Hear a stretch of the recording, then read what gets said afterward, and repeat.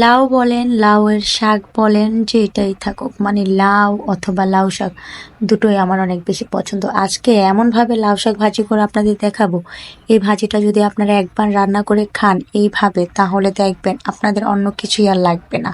So hello everyone, আসসালামু আলাইকুম। লাউ শাক এবং লাউ আমার দুটোই অনেক বেশি পছন্দ। সো আপনাদের ভাইয়াকে আমি সেদিন রাত্রে বলেছিলাম লাউ শাক আনতেও, আমার জন্য এনেছে। তো এগুলোকে আমি অফ ক্যামেরাতে খুব সুন্দর করে কেটে নিয়েছিলাম। এখন আমি জাস্ট এটাকে একটু সুন্দর করে ডলে ডলে ধুয়ে নিই। লাউ শাকে দেখবেন অনেক সময় অনেক পোকামাকড় থাকে, আবার অনেক সময় অনেক বালি টালি থাকে।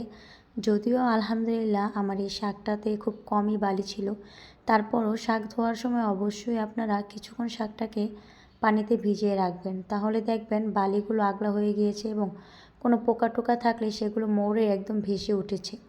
যেহেতু শাক পাতা, সেহেতু পোকামাকড় থাকতেই পারে, এটাই স্বাভাবিক, থাকবে না এটাই অস্বাভাবিক।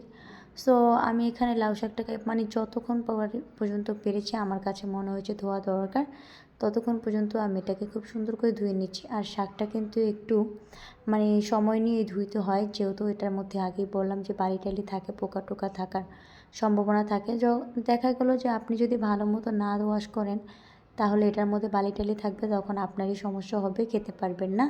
তো আমি এখানে খুব সুন্দর করে শাকটাকে ধুয়ে নিচ্ছি। আর লাউ শাক আমার অনেক বেশি পছন্দ।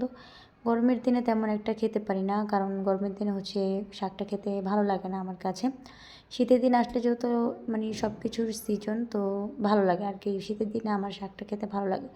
সো আমার কিন্তু এখানে অলমোস্ট ধোয়া কমপ্লিট। আর আমি এখানে যেহেতু আলু ইউজ করব, মানে শাকে যেহেতু আলু দেবো, এর জন্য আমি আলুটাকে খুব সুন্দর করে কেটে আমি এখানে আগেই ভাপ দিয়ে নিলাম।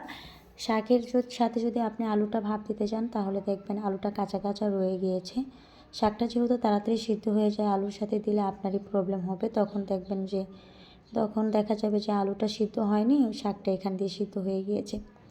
এর জন্য আমি প্রথমে আলুটাকে একটু ভাপ দিয়ে নিয়ে তারপর এখানে লাউ শাকটাকে দিয়ে দিলাম।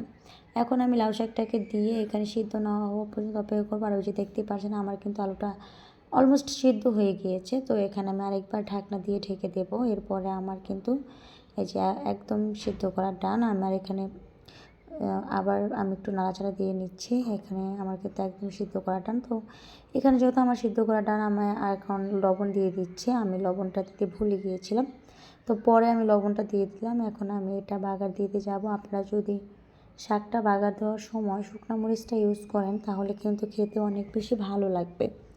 তারপর এখানে রসুন আর পেঁয়াজ বেশি করে দিয়ে আমি এখন এটাকে খুব সুন্দর করে বাগার দিয়ে নিচ্ছি। শাক রান্নাটা অনেক বেশি সহজ, কোনো ঝামেলারই না, শুধু বাছতে আর ধুইতে যতটুকু ঝামেলা, এমনিতে কিন্তু লাউ শাক রান্না তেমন ঝামেলা না। সো তো দেখতে পাচ্ছেন আমার রান্না করা অলমোস্ট কমপ্লিট। সো আমার ভিডিও ভালো লাগলে অবশ্যই একটা লাইক কমেন্ট শেয়ার করে দেবেন। ধন্যবাদ সবাইকে।